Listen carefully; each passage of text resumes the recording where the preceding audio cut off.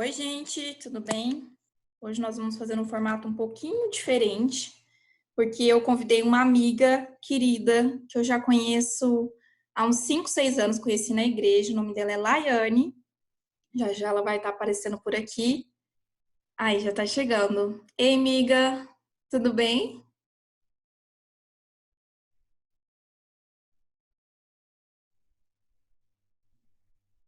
Hello.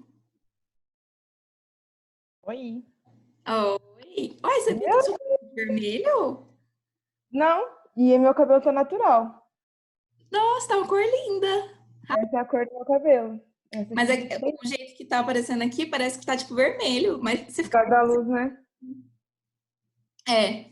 Não, eu tava falando que já começou a gravar, eu não sabia, mas você abre e já começa a gravar. E aí esse vai ser Entendi. que eu nunca fiz, que assim, sou uma youtuber experiente, né? Então, É, vou eu também. aprendendo de acordo Tenho com anos de isso, né? experiência.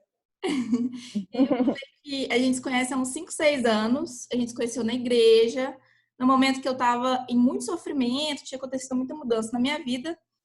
E aí você abriu a porta da sua casa, do seu coração, tudo mais, por causa de um pequeno grupo que era do primeiro amor, que era na sua casa. E aí a gente começou a amizade. Estamos até hoje. Fala mais um pouquinho de você, Ilai. Ai, ai. Você quer a versão feliz ou a versão triste? Ó, o que você quiser mostrar para as pessoas. Tá. Bom, eu sou Laiane, eu sou aqui do Mato Grosso do Sul, Campo Grande. Eu nasci e moro aqui até hoje. Hoje moro com os meus pais.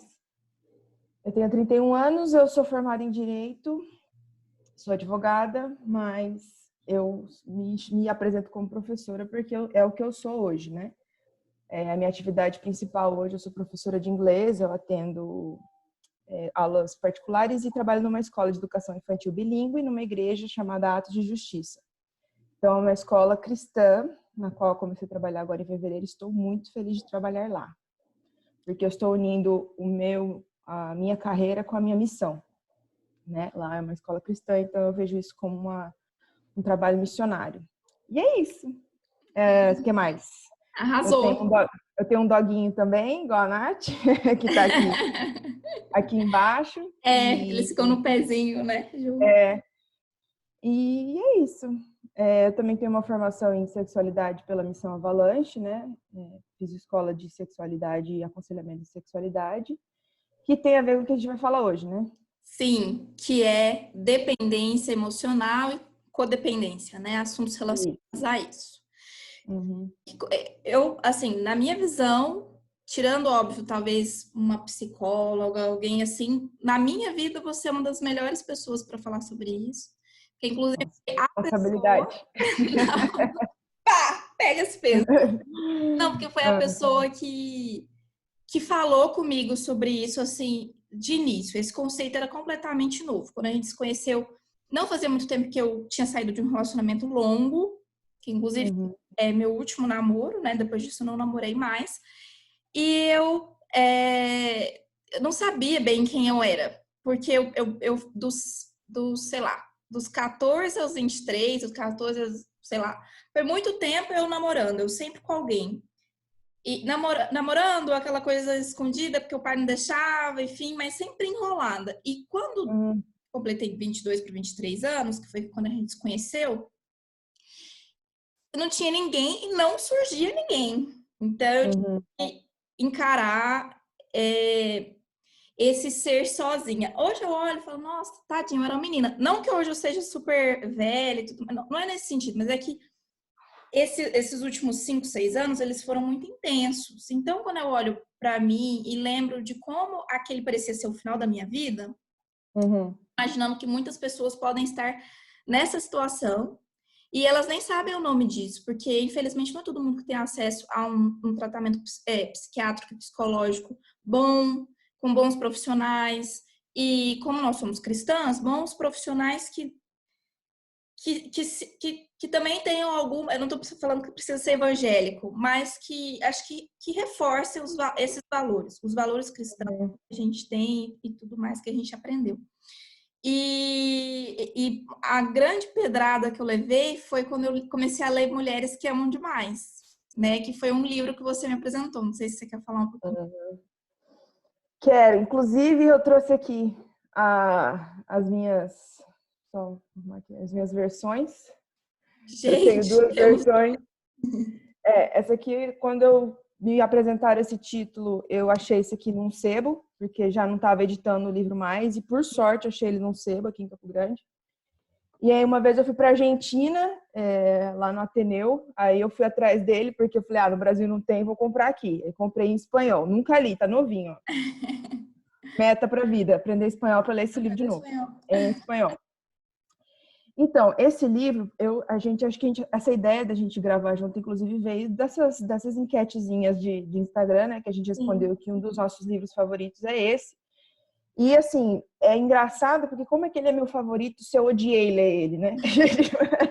Como é que eu gosto tanto de um livro que me fez sofrer? Porque eu não sei você, mas eu levei mais de 6 meses para ler. Eu lia, parava, dava uma chorada, ou ficava uma semana com aquele negócio, tipo assim, um peso no peito, de pensando, meu Deus do céu, a minha vida tá nesse livro, essa é a minha biografia, na verdade, escrever esse livro para mim. Então, assim, toda vez eu indico ele para todo mundo e eu falo que não é um livro legal de ler. Não. Mas, assim, tem coisas na vida que são necessárias, né? E se eu pudesse, eu daria para cada amigo meu um exemplar desse.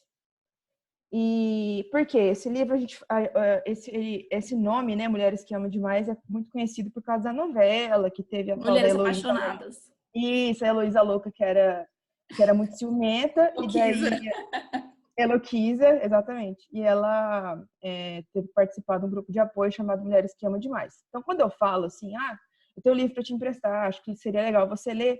Aí eu falo o título, a pessoa fala, não, mas eu não sou ciumenta. E não tem a ver com ciúmes, né? Acho que ficou esse movimento, eu diria até um movimento desse grupo de apoio, ficou conhecido por causa disso, mas não tem a ver com isso. Tem a ver com relacionamentos disfuncionais que provavelmente tiveram suas origens em relações familiares disfuncionais.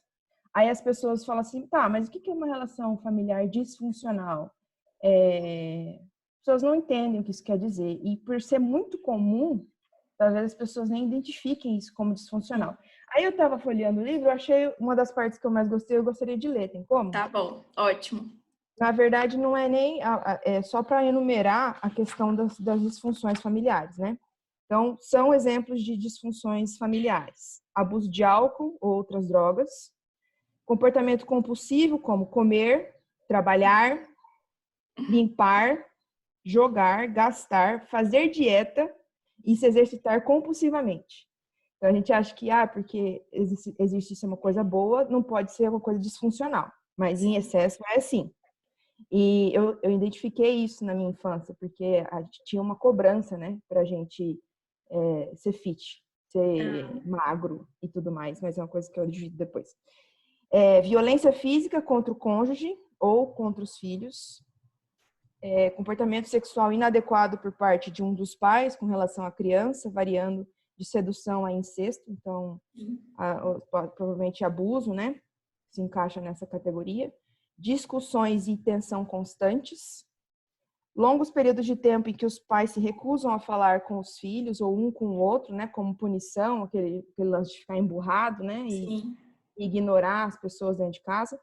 Pais com atitudes ou valores conflitantes ou que exibem comportamentos contraditórios e competem pela lealdade dos filhos. Pais competitivos. Um dos pais não consegue se relacionar com os outros membros da família, ou extrema rigidez em relação a dinheiro, religião, trabalho, uso do tempo, manifestações de afeição, sexo, televisão, serviço doméstico, esportes, política e assim por diante. Então, assim, são várias coisas que às vezes no nosso ambiente familiar pode parecer normal, mas que causam uma disfunção na criança que talvez ela vai levar para o resto da vida e vai influenciar nos relacionamentos dela. Sim. Lá, e uma coisa bacana de você ter listo essa lista, claro que ela não é um rol taxativo, né? Não é só o que está escrito aí, mas ela nos leva de uma coisa que talvez seja fácil de identificar que é ruim, que é tipo, o alcoolismo. Tudo bem, alcoolismo eu sei que é ruim, mas coisas do tipo assim, como você falou, atividade física e briga, discussão constante, que são, cara, você exemplificou bem, são coisas tão corriqueiras, são coisas tão do cotidiano que você, como você não conhece outra vida fora daquele ambiente que você cresceu, Uhum. você não, mas todo mundo briga, né? Aham. Todo mundo toma uma biritinha de vez em quando, assim, falando em regras gerais, né? E Uhum.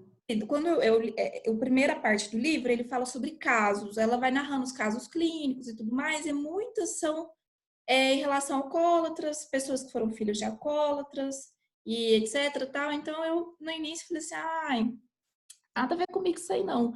E eu não, e assim, foi Deus que me fez terminar de ler o livro, porque eu falei assim, cara, isso aqui não tem a ver comigo. E chega Uhum. uma hora que vem que nem uma faca no meio do seu peito, da sua jugular, Uhum. tipo aquele filme de Tarantino e do Sim. que fica, sabe, é só sangue, porque você fala assim, meu Deus, né? Uhum. Essa pessoa sou eu, né? Em outra coisa, não é em alcoolismo, mas é em uma outra coisa. Então, Sim, pode pôr. é bem legal. Que bom que você leu isso daí. Uhum. E assim, eu acho que o foco maior do livro, pelo menos para mim, o que a mensagem principal é como que é possível pessoas que sofreram com certas situações continuarem repetindo padrões que para elas são prejudiciais, mas de que elas não conseguem sair desse ciclo porque não existe o autoconhecimento, Sim, né? Tem o famoso, fulana tem o dedo podre, ela sempre escolhe, falando de mulher, mas pode acontecer com homem sim, também. Fulana tem o dedo podre, ou fulano tem o dedo podre, só escolhe gente que não presta, aí vai falar que ele é trouxa, alguma coisa assim. Mas talvez a pessoa esteja repetindo padrões que foram aprendidos, né? Ou seja, a pessoa, exemplos, né? A pessoa que me ama, ela me bate. A pessoa é, que me ama, ela me controla. A pessoa que me ama, ela se preocupa com a minha saúde, né? Ela quer que eu faça exercício, ela me incentiva a coisas boas. Então, são comportamentos que aparentemente parecem legais, que demonstram que a pessoa cuida de você, né? Como no caso de, por exemplo, de pai e mãe violento, que bate e fala assim, sim, eu estou fazendo isso para o seu bem, eu te amo. porque eu te amo, eu te repreendo porque eu te amo, eu te controlo porque eu te amo. E daí, para o resto da vida, a pessoa vai tomar aquilo como exemplo dela de afeição e de carinho e de cuidado, né? Então, assim, isso a gente só consegue se desvencilhar desses valores a partir do momento que a gente começa a procurar autoconhecimento e entender por que a gente repete padrões, por que a gente sempre escolhe o mesmo tipo de pessoa.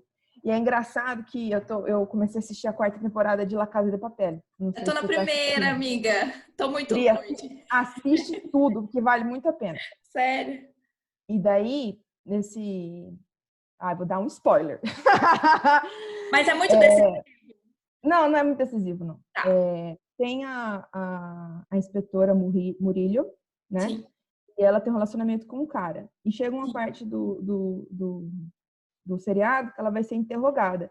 E daí a mulher joga na cara dela, começa a falar coisas que dão, assim, tudo a ver com esse livro. Por isso que eu quis citar. Porque ela Entendi. fala assim, ó, você está à sombra dele. Não é lógico exatamente as mesmas palavras, mas é mais ou menos assim. Você está à sombra dele. Porque você é do tipo cuidadora. Ele é, ele Nossa. é um psicopata, um narcisista. E você Ah, é do tipo cuidadora, que quer resolver os problemas da vida dele e sim. cuidar dele. E pouco a pouco você foi se tornando a sombra dele. Você já não é mais você. Você é aquilo que ele fez de você.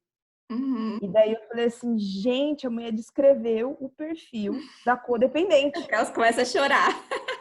Começa a estar assistindo um negócio de crime, de tiro, porrada e bomba e começa a chorar. Deixa elas chorar. Mas esse talvez tenha passado desapercebido para quem não reparou no padrão ainda, mas esse é o padrão da pessoa codependente. Você pega uma Uhum. pessoa que é problemática, que é notoriamente problemática, e para você se sentir bem, para você se sentir valorizado, você olha para ela e fala assim: não, Eu vou comigo vai ser resolver isso aí. diferente. É, Eu vou resolver isso.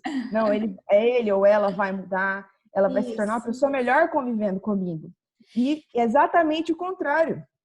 Você É, começa a conviver com a pessoa, você começa a se anular, você não é mais claro. você, e aí a pessoa toma conta totalmente da sua vida e você se encontra de novo na mesma infeliz relação que você se colocou, que no princípio você parecia que você conseguia resolver tudo e isso te faria se sentir bem. Mas no final das contas, aí você acaba passando de relacionamento em relacionamento, E frustrado, os né? patrões estão lá. Exatamente, você tem É mesmo problema. engraçado, Lai, você citar a Inspetora Murillo, porque mesmo eu estando na primeira temporada, já é Uhum, para ver que ela é uma mulher forte. Ela é uma mulher sim. decidida. Ela tá lidando com muita coisa na vida. E eu enxergo esse perfil em mim, como com certeza enxergo esse perfil em você. Então, Uhum, é aquela coisa assim, eu sou fortaleza, então pode vir que eu vou te proteger. E esse comportamento eu adotei não só, assim, o primeiro comportamento de dependência emocional, né, de destruição, não foi com o namorado, foi com amigo, uhum, amigo, uhum, amiga, né? É, então, esse relacionamento disfuncional, eu acho bacana a gente mostrar também que ele não está só vinculado com relacionamento amoroso. A gente pode ter tá, um certeza. relacionamento disfuncional dentro de casa, que é Uhum, a célula base da sociedade, que é a família. A gente pode ter em amizades e a gente pode ter também relacionamentos amorosos. Relacionamentos, macro. uhum, E uma coisa interessante também é essa questão do passive-aggressive, que é o passivo-agressivo, que às vezes a gente não percebe que a gente está sendo abusada. E foi justamente a inspetora Murillo, ela fala na primeira temporada que uhum, quando ela é questionada, por que você não denunciou antes se seu marido te batia, né? Ela falou assim, porque não começa de uma forma óbvia. Também não foi com uhum, as, né? Começa de uma forma óbvia. Começa ele falando assim, não usa mini saia, porque não sei o quê. Não fala com fulano, porque você gera isso. Não dê risada alta, porque as pessoas vão achar que é isso.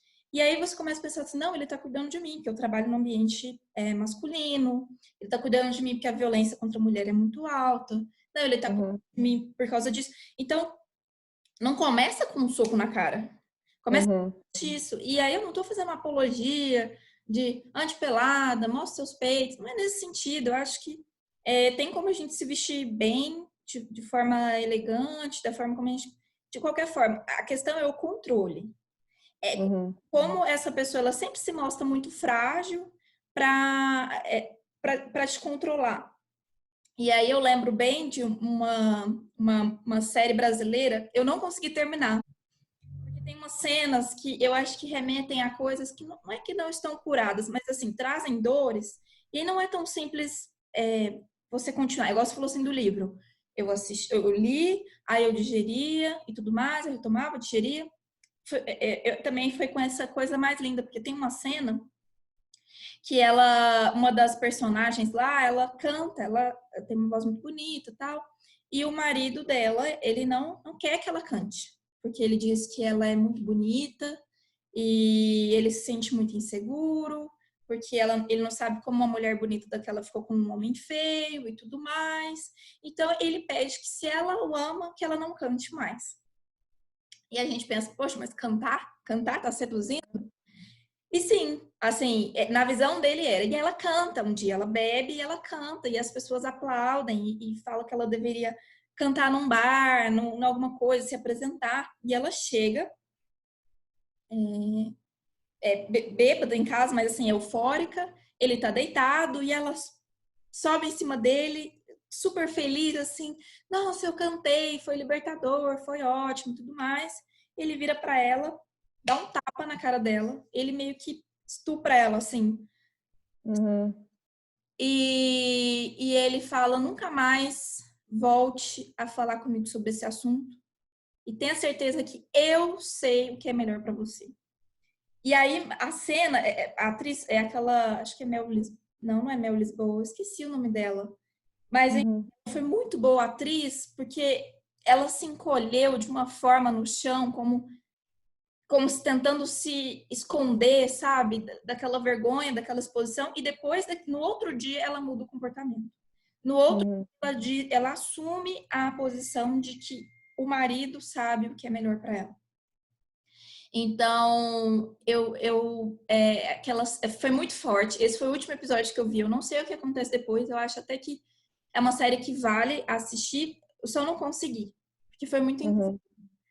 Então, e ela é uma mulher, essa mulher também é muito forte. E ela na série, na primeira, acho que tem 6 episódios, daí tá na metade, no terceiro episódio.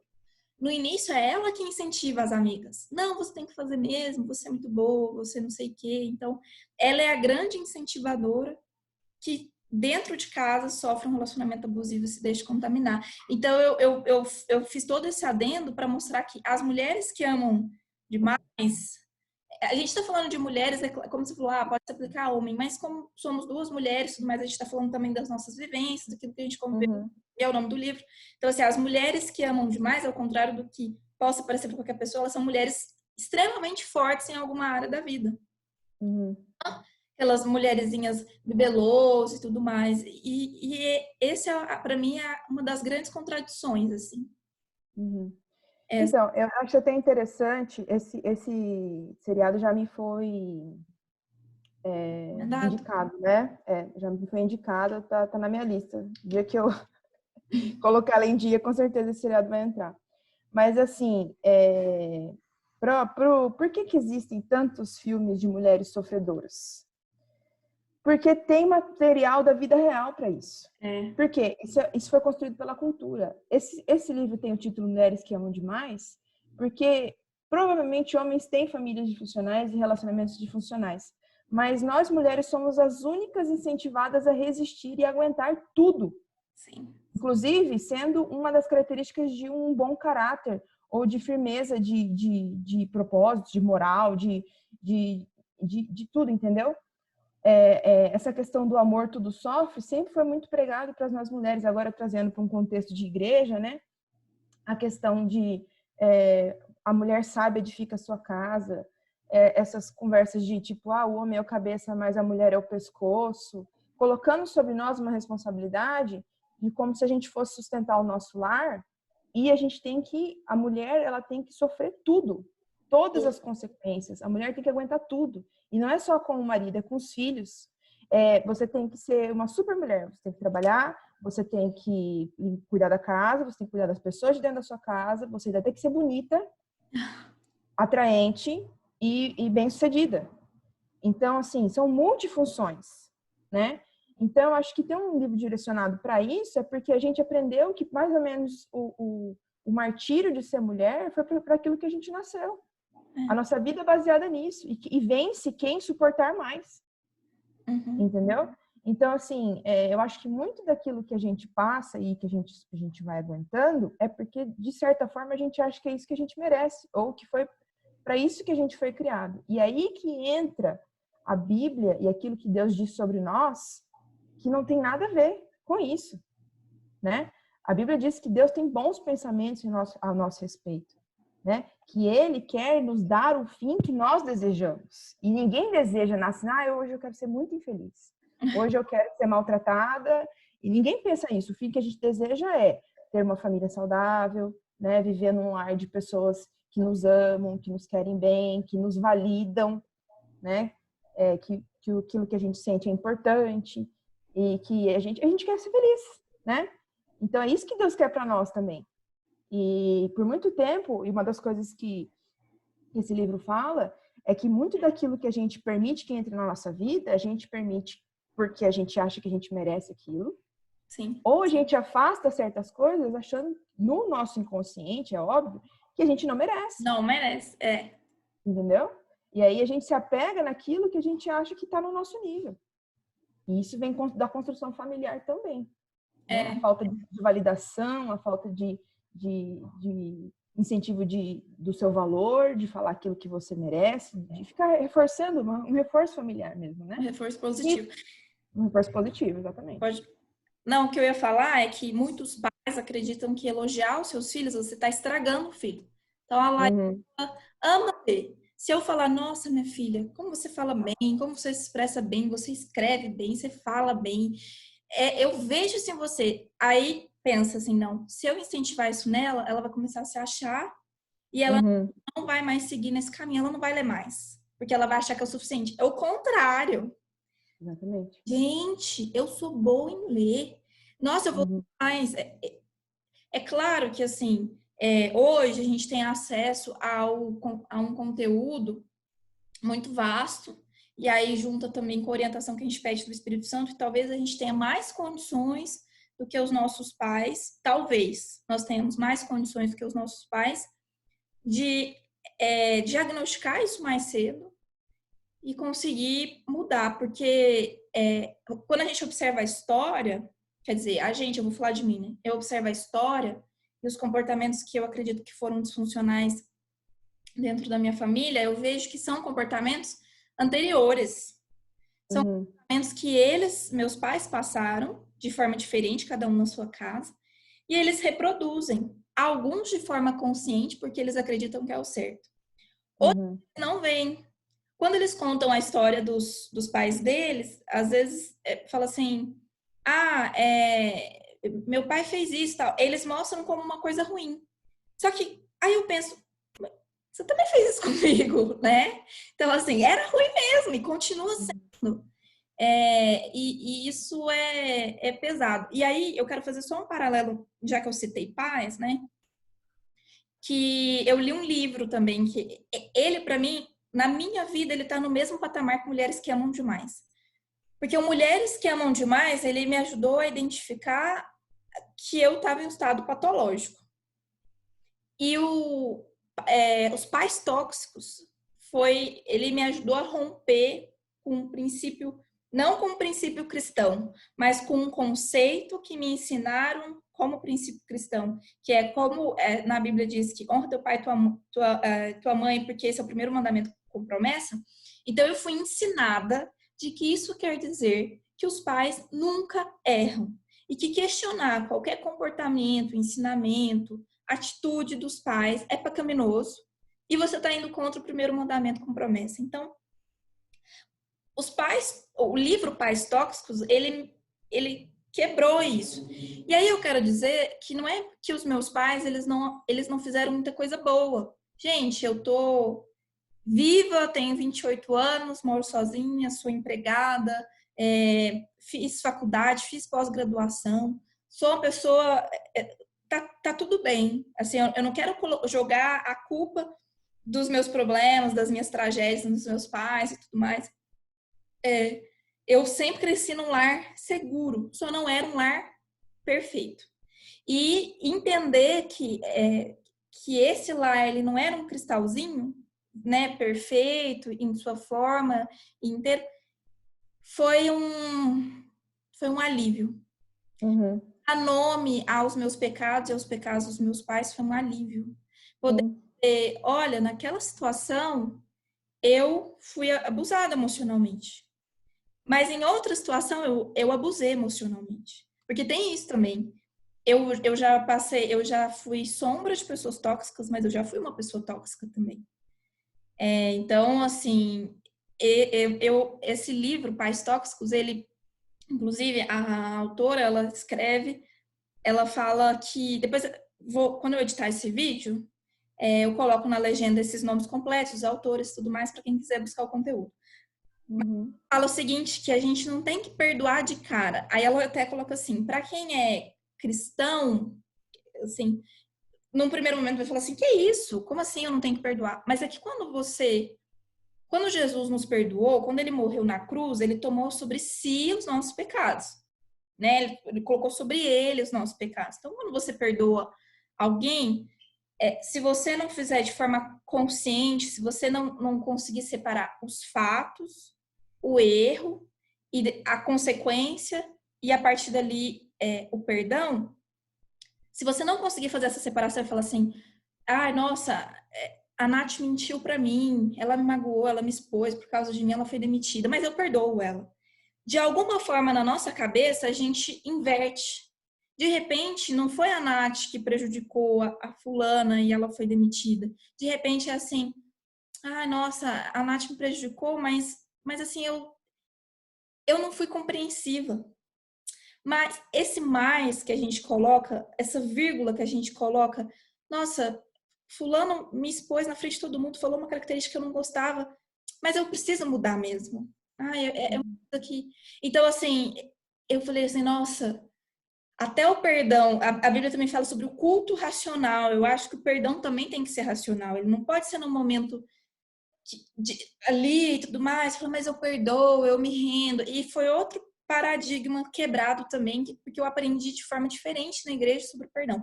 Eu continuo achando que o cristão precisa perdoar, mas não é o perdão pelo perdão. Não é uma coisa sem você dar nome aos bois e sem. Você precisa entender que a responsabilidade daquele ato ele está sobre aquela pessoa. Houveram consequências e que, pela graça de Deus e para continuar a vida, você perdoou. E aí, perdoar é não necessariamente voltar no status quo anterior. É igual quando alguém tem uma relação sexual fora do matrimônio e engravida. Você pode pedir perdão. Você pode pedir perdão pro, sei lá, se você for casado, pro seu companheiro, para Deus, para os seus pais, mas o neném tá na sua barriga. Ele foi. Uhum. Então, todos os nossos pecados, eles têm consequência. Uhum. Eu acho isso muito bom, a gente conseguir fazer essa separação antes de perdoar e antes de continuar, porque só quando a gente traz a nível consciente as coisas que aconteceram, a gente consegue mudar. Com certeza. E por muito tempo isso foi um tabu para mim, porque eu ficava nessa também, de se eu reconhecer o erro dos meus pais, eu vou estar invalidando tudo que eles fizeram por mim, né? Eu sempre falava assim, aconteceu isso na minha criação, mas isso. Não tem que ter o mas. Aconteceu isso, e aconteceu isso. Sim. Uma coisa não invalida a outra, entendeu? Então, assim, às vezes eu questiono minha mãe por ou meu pai por alguma coisa que eu acho que me magoou, aí eles rebatem, mas eu fiz isso. Ok, tá certo, sabe? Tá certo, é isso mesmo. Mas não é porque você me fez muitíssimas coisas boas que você não me fez coisas ruins. Não é como se uma cancela a outra, Sim. entendeu? E a gente tem que parar também de levar isso para todos os nossos relacionamentos, né? Ficar aceitando certas coisas pro resto da vida, porque aquela pessoa, nossa, mas ela é uma amiga que quando eu precisar, ela vai estar lá. Mas ela me expõe, ela conta os meus segredos, ela mente para mim, mas quando eu preciso dela, ela tá lá. E a gente continua perpetuando esses relacionamentos, porque a gente acha que bons atos invalidam maus atos. Não, eles não invalidam, eles continuam existindo e suas consequências também. O que a gente tem que fazer é resolver esse problema, porque a Bíblia diz que a gente tem que ter paz com todos, né? Vamos discutir, vamos resolver. Claro, se aquele relacionamento é relevante para você, você quer permanecer naquele relacionamento, você resolve, certo? E você toma a atitude de perdoar, porque perdão é uma atitude. Fala, não, eu vou perdoar. E quem vai gerar o verdadeiro perdão dentro de você não é você. Em você não há bem suficiente para isso. É Deus que vai fazer isso no seu coração. E o perdão não tem a ver com aquilo que, eu não vou nunca mais lembrar. Não, você vai olhar para aquela pessoa, você vai lembrar de tudo que ela fez para você, mas você vai entender aquilo como cancelado, assim como seus pecados foram cancelados também, né? Existe o que foi cancelado de nós foram a nossa pena foi cancelada, mas a nossa ofensa ainda está aí. Então, assim, inclusive é isso que nos move a sermos melhores, porque a gente lembra das nossas ofensas, a gente lembra daquilo que a gente fez, baseado nisso a gente tenta perdoar todo mundo que nos ofendeu também, mas a pena foi cancelada, é isso, eu acho que é isso que é perdão, né? Você vai perdoar, não é que você vai esquecer. Quem vai gerar isso dentro de você é o próprio Espírito Santo, que vai fazer você olhar para a pessoa e não hold against her, já vou falar em inglês, você ter aquilo de ruim contra ela, né? Você se lembrar, mas sem rancor, sem se sentir mal, sem mágoa. E é engraçado essa questão. Tem as linguagens, as 5 linguagens do amor. Esse é um livro que eu quero reler, eu li há muitos anos. Eu reproduzo os conceitos, mas eu acho que eu preciso revisitar esse livro porque diz que a gente muda, né? A linguagem que a gente tem. E o meu são palavras de afirmação. É a principal. É assim. Você, sei lá, como criança. Você me busca na escola, faz meu lanchinho, corrige minha tarefa e tudo mais. Mas se você não falasse para mim, nossa, Natália, você é ótima aluna. Eu não consegui entender que todo o resto antes, o presente, o ato de serviço, etc., que era uma forma de dizer eu amo você. até hoje, assim, é óbvio que aí assim, eu citei uma criança, né? E agora, anos depois, já uma jovem adulta. Então, eu preciso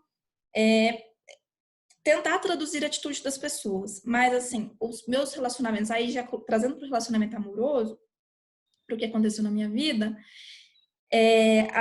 os piores crápulas que eu já namorei, fiquei, sei lá, estavam relacionados a pessoas que afirmavam o meu valor de forma verbal, aquela lábia. Então, assim, eu não. A pessoa, ela tinha todas as atitudes contraditórias. Me dava perdido, me traía, não, mas a fala. Então, ela soltava. O que ela falava era assim: nossa, você é linda. E eu, sempre com problemas de autoestima, como eu sempre fui muito falante, as pessoas acreditavam e acreditam que eu sou uma pessoa bem resolvida. Eu sou melhor resolvida hoje, com toda certeza, assim. Me conheço muito melhor. Mas, assim, falando de uma questão de adolescência, 12, 13 anos, etc., eu tinha uma verruga bem no meio do nariz e cheia de alergia na pele e outras. Não correspondia ao padrão de beleza que. É claro que hoje tem um movimento de tem que parecer um deficiente, tem que parecer um negro, tem que parecer. E as pessoas, eu já vi várias pessoas falando que que frescura, que não sei o quê. E para quem viveu, e olha que eu não sou uma negra retinta, eu não sou, eu sou mulata, sou mestiça, então assim, os meus traços, eles não são 100% característicos do negro. E ainda assim, eu não me via nas revistas, né? A Capricho dava uma dica. Faça tal coisa. Eu fazia, meu cabelo ficava um lixo, porque aquele conselho não servia para mim. Igual ela falou assim, use bastante shampoo para não criar caspa. Cara, se eu usar muito shampoo no meu cabelo, vai virar uma palha de aço. Enfim, então, você cresce naquele ambiente que ninguém te elogia, que é para a minha realidade, né? Ninguém me elogiava que era para não me estragar. Eu ficava sabendo que os meus pais pensavam sobre mim de forma positiva pelos outros, que falavam assim, não, mas seu pai te elogiou para mim. Eu falei, meu pai me elogiou. Então, assim, eu Não é era verdade. Não pode ser. pode ser. E aí, de repente, eu encontrava aquele moço que a fala dele é como se eu fosse a pessoa mais preciosa do mundo. Ele encontrou o tesouro do mundo. E eu estava assim. E era muito. Como eu fui criada de forma muito rígida, muito assim, eu era uma pessoa muito inocente. Uma menina feita para acreditar mesmo. E óbvio que isso não está só dentro da igreja, está dentro da Disney também. Pensa, cara, você tá andando num lugar escuro, vem um cara, ele é seu príncipe, mas ao mesmo tempo ninguém sabe. E, gente, é sempre macabro, as histórias são macabras, mas assim, tudo bem, que era um príncipe e ele só queria cuidar de você. E a vida real não é assim. Então, as coisas que começam eu vou jogando, tá parecendo Faustão, não te deixo falar, mas Não, eu tô apoiando. mas assim, as coisas que começam mal, a probabilidade de elas terminarem mal é muito grande. Então, no colégio, eu nunca me esqueço, na sexta série, o guri que era mais famosinho, assim, ele se interessou por mim. E, tipo, eu sempre fui aquela aluna conhecida, mas não porque eu tenho um temperamento que agrada a todos. Eu sempre fui aquela pessoa conhecida porque eu falo com muita convicção, eu gosto de participar, quer dizer, de uma forma pura, primitiva, eu sou assim. Quando eu estou em um momento ruim, difícil, eu sob a influência de uma pessoa tóxica, eu não sou assim. O meu comportamento, como a gente estava falando, a gente tende a se anular. Então, na escola, eu sempre fui assim, mas eu não aparecia na lista das meninas bonitas, nada disso. Tinha lista na sua escola? E Conversa sofisticado no bullying. lista para tudo. Exato. E aí, esse moço, ele disse que gostava de mim. E ele começou a insistir. Eu nunca tinha beijado, nada disso. Ninguém nunca tinha dito que gostava de mim. E, resumo, olha, as consequências disso foram até o meu primeiro ano da escola. Porque depois de uns 1 ano, 2 anos, a gente ficou, deu um beijo. Em tese, a gente namorava, assim, né? Esses namoros informais, que meus pais não sabiam, não podia namorar. E aí ele tinha dito que, nesse meio tempo ele começou a namorar uma amiga minha da época. Aí foi o sofrimento, porque eu comecei a falar que eu não gostava dele, mas na verdade eu era completamente apaixonada por ele. Aí um dia ele falou que tinha terminado com ela pra mim. E aí a gente se beijou, a gente deu um beijo. Só que antigamente, sei lá, 2004, 2005, um beijo era uma coisa, não que não seja, tá? Não, né? Assim, mas era uma coisa mais expressiva do que é hoje. Uhum. Beijou, aí depois todo mundo ficou sabendo, ele não tinha terminado com essa moça. Óbvio que essa menina nunca mais falou comigo. E eu perdi minhas amigas da época. E ele falou que fez mais coisas comigo do que ele efetivamente fez. Ele falou para as pessoas que ele tinha passado a mão em mim, que eu tinha deixado isso e aquilo. Até arrombar meu armário na escola para colocar ameaça por causa dele e fizeram. Então, assim, tudo isso porque eu não entendia quem eu era. E assim, tô falando de uma coisa de 15, sei lá, quantos mil anos atrás. Acho que até não entendia o meu valor, não entendia quem eu era, não entendia a minha beleza, não entendia que eu era preciosa demais para aquela boca ruim, para aquele menino boca podre. E eu me entreguei, eu estraguei amizades e tudo mais. E quando aí eu paro para pensar, eu penso, gente, será que eu sou na época, né? Será que eu sou uma pessoa ruim? Será que não há bondade em mim? É óbvio que assim, o que nos faz bom é Deus, porque nós somos naturalmente maus, mas eu falo como ser humano, aquele conceito que a gente tem de bem e mal. E realmente, eu era tão codependente que eu era capaz de abrir mão de basicamente todos os meus princípios para esse tipo de aceitação, Uhum. validação. E dessa sua história, eu tenho duas observações para fazer. Você falou 15 anos atrás, isso aí? Daí para mais. E sabe o que me deixa pasma? É que isso poderia acontecer ainda hoje, em 2020, onde um cara faz tudo isso e quem perde as amigas e a reputação é a menina, Sim. entendeu? Isso é o que mais me frustra na nossa sociedade, porque a gente é tão avançado em tantas coisas, mas ainda nisso, sempre a mulher vai ser a parte ruim da história, ela que vai perder o trabalho, ela que vai perder a vaga, ela que vai perder o ciclo social, ela que vai perder tudo, e como se eles tivessem direito de fazer isso. Sim. Eu não sou feminista, tá? Não é a linha que eu sigo, mas certas lutas do feminismo são legítimas, como Claro. essa de a gente ter uma igualdade só de letra na Constituição, e as coisas serem tão desiguais, né? E isso é muito triste, e eu acho que isso se deve, grande parte, porque o machismo invadiu a cultura de nós mulheres, né? Uhum.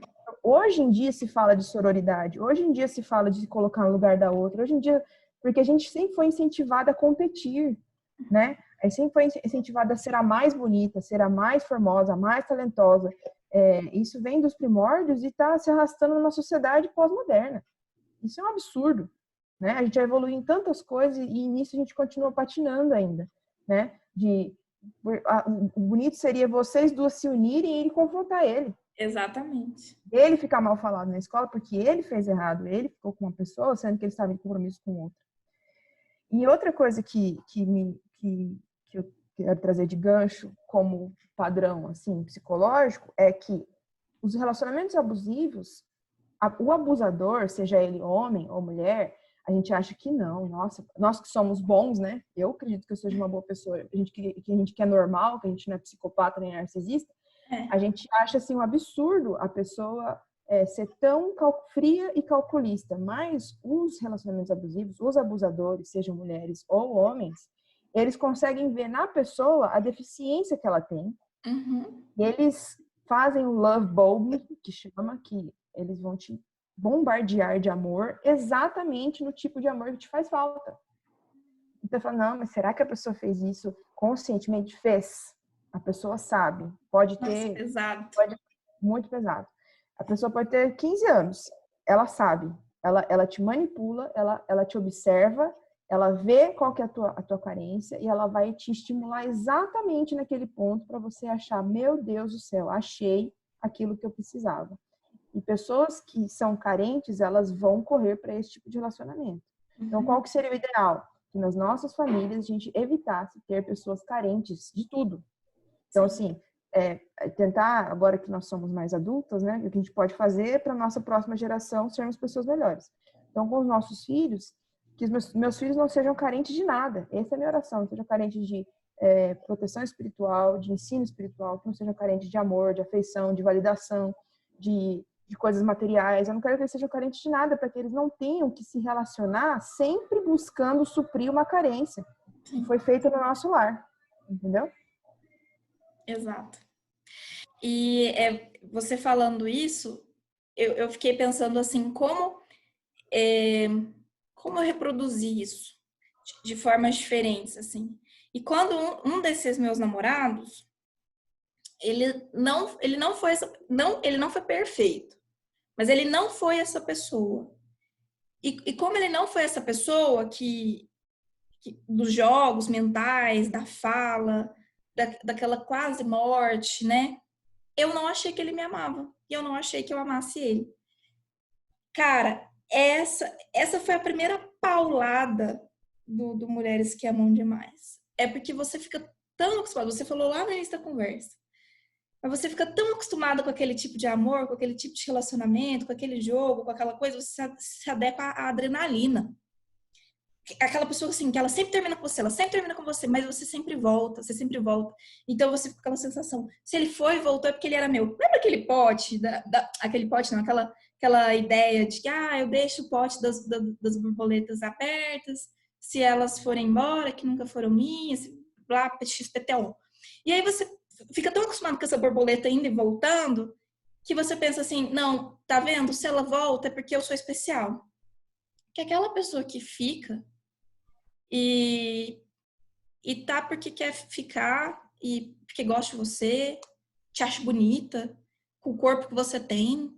Uhum. Nossa, eu lembro que, assim, eu sempre batalhei muito com peso, né? Essa é uma guerra atual, mas assim, eu lido de uma forma muito mais tranquila, já foi muito mais terrível. E quanto mais eu odiava estar gorda, mais eu engordava. Assim, que é outro comportamento, né? São vários. E eu lembro que ele olhava para mim e ele falava assim, gente, eu amo essa sua gordurinha, assim, ó.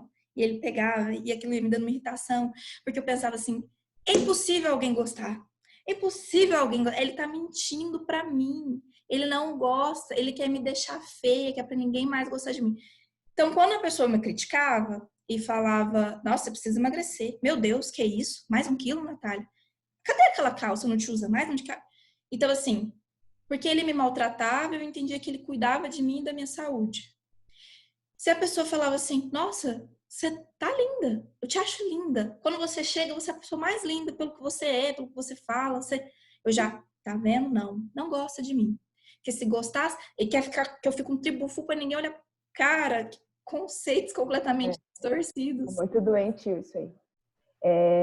Isso o livro trata também, né? A gente está acostumado com a adrenalina da briga, a adrenalina da insegurança, né? De será que vai ficar comigo? Será que vai terminar comigo? Essa coisa de sempre estar... a gente confunde isso com paixão. Uhum. Isso é totalmente químico. Nosso cérebro entende como um estado em que a gente tem que lutar para sobreviver, e isso é paixão. Então, eu tenho que estar o tempo todo preocupado, o tempo todo tentando conquistar aquela pessoa, e isso prova que eu realmente gosto dela.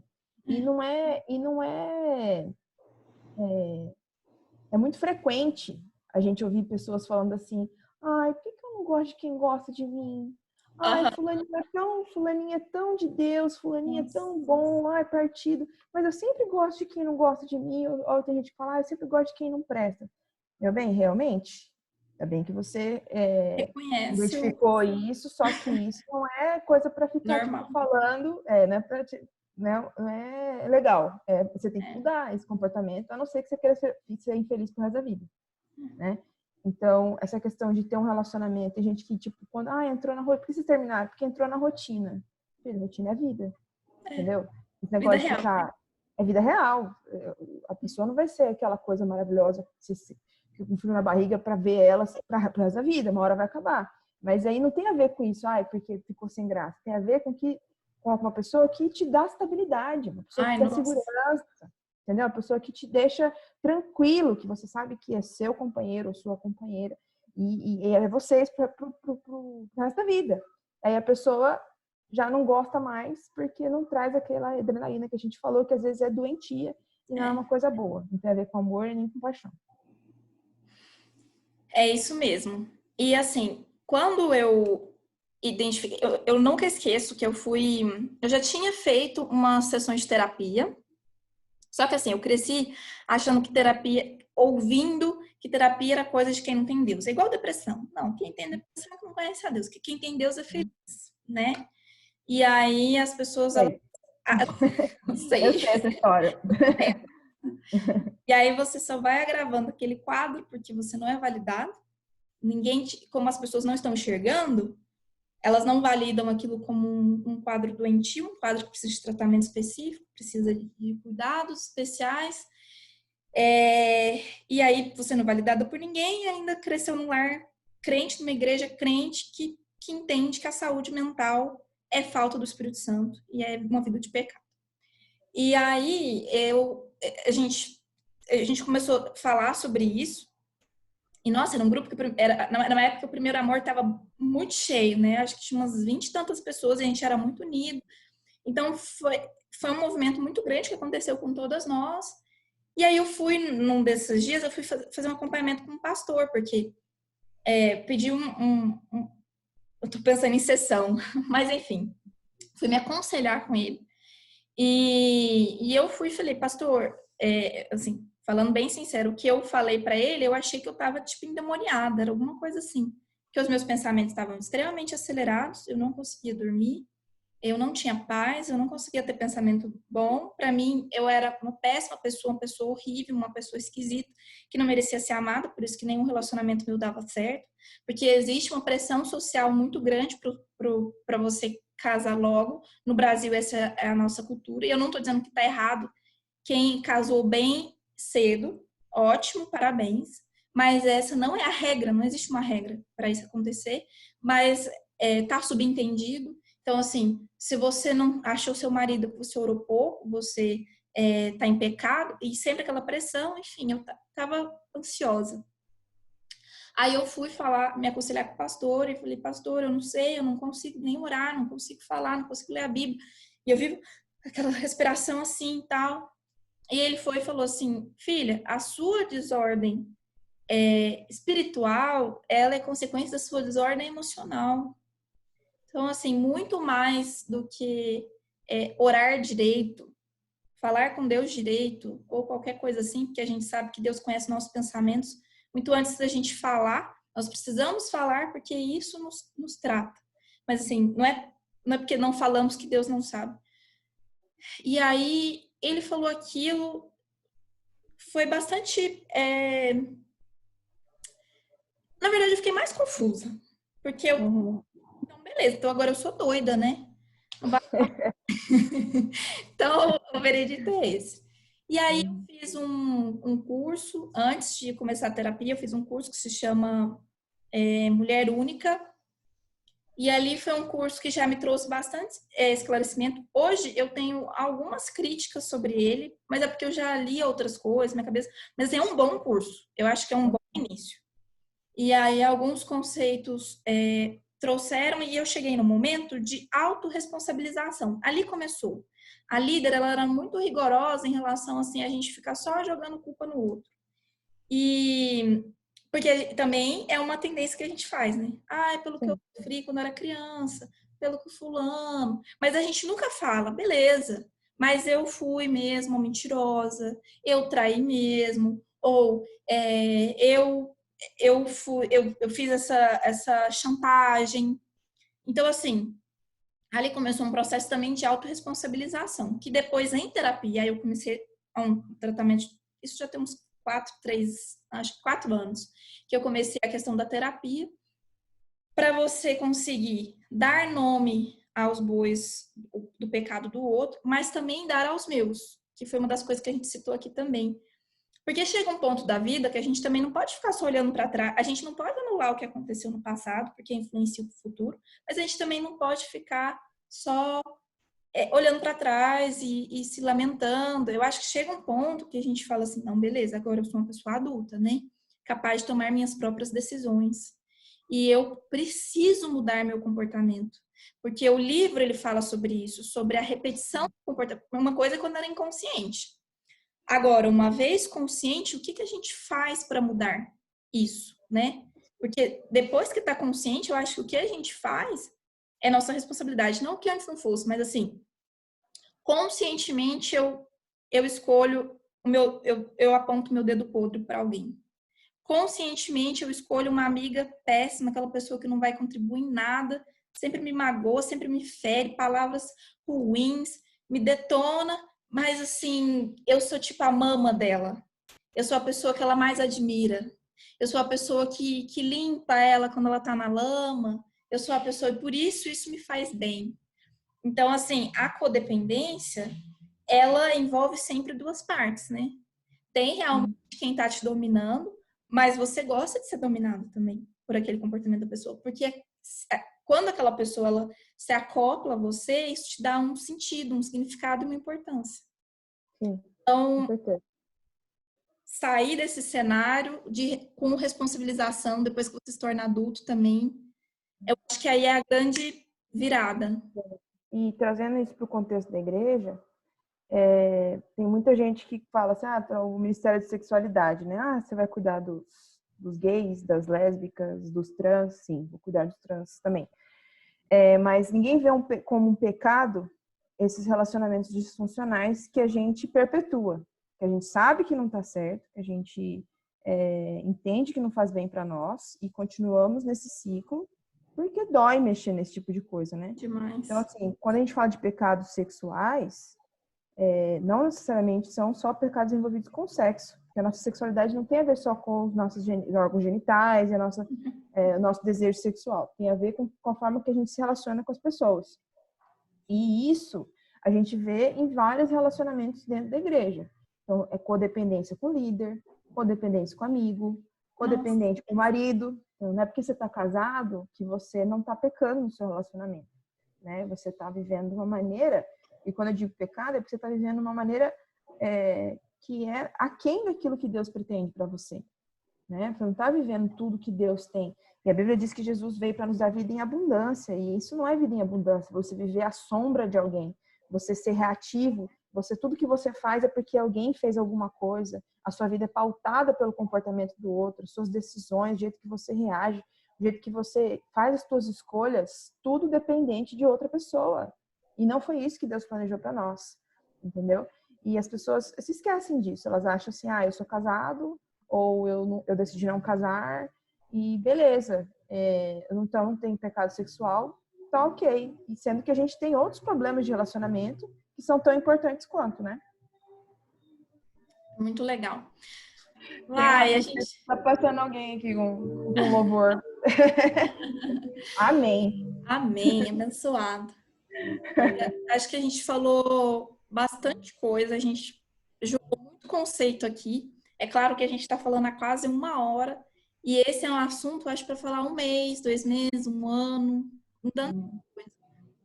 O que eu queria, e eu acredito que foi muito alcançado quando eu chamei você, é trazer esse assunto à consciência das pessoas, em especial das pessoas da igreja, porque esse é um tabu, sim. Eu acho que, pelo menos na maior parte das igrejas que eu fui, que eu dei, né, que eu congrego e tudo mais, é tratado assim, gente, sexo fora do casamento é pecado, tal coisa é pecado, mas assim, é tratado de uma forma muito macro, como você acabou de falar. Ele tem muito mais nuances que estão relacionados com a mente do que com qualquer coisa. Até porque a mulher, essa parte sexual da mulher, nós somos pessoas auditivas. A mulher ela é muito, muito mais auditiva do que visual. Então a gente constrói muito o imaginário, né? Então já Uhum. acontece alguma coisa, está muito no nosso imaginário.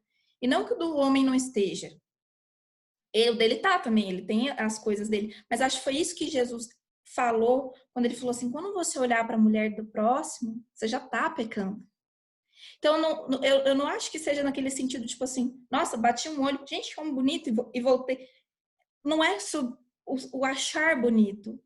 É o que eu construo dentro da minha cabeça, o castelo que eu imagino. Então, assim, conheço um cara casado.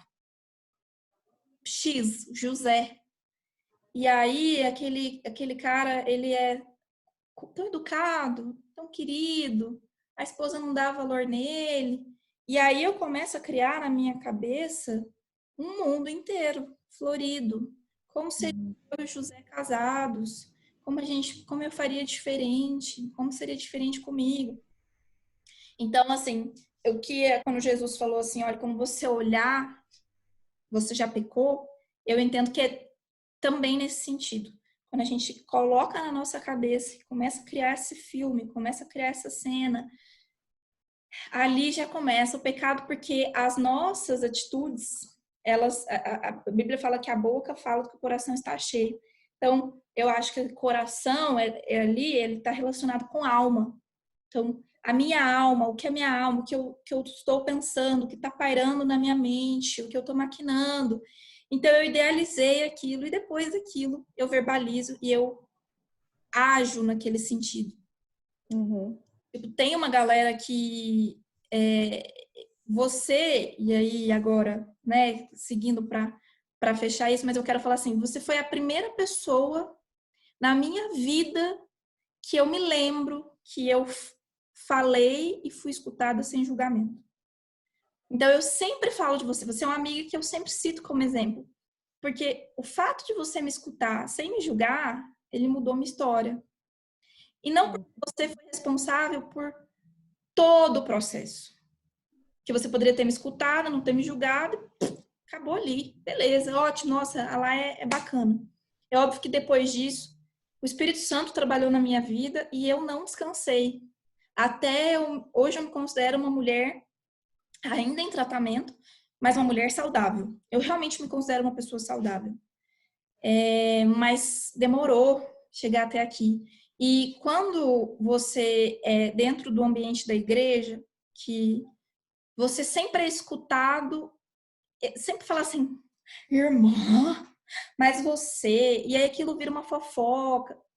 Não são todas as pessoas que são assim, eu estou falando da minha experiência. E quando você me escutou sem o julgamento do certo e errado, e você nunca se omitiu, eu não lembro também de você falar assim, não tem nada a ver, ninguém tá vendo. Não, não era nesse sentido. Era de me escutar e falar, não, beleza, mas acima de tudo, Deus te ama, morreu por você, lavou, você é remida e lavada no sangue de Jesus, e esse comportamento não tem nada a ver com você. Porque eu lembro bem de uma fala, quando eu te contei uma experiência, que era algo que eu estava muito aflita, muito assim, e você falou assim, ser filho não muda com o que você faz depois do nascimento. Ser filho, ele está relacionado com nascer. Então, ele tem uma origem. O que acontece depois, é claro, ela tem consequências, mas não muda a filiação de Deus. E isso, para mim, fez muita diferença.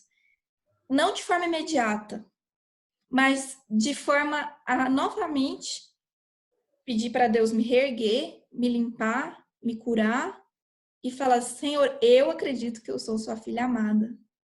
E eu acredito, além de ser sua filha amada, o Senhor pode falar, eu me comprazo em você, eu tenho prazer em você, eu tenho prazer no que você faz.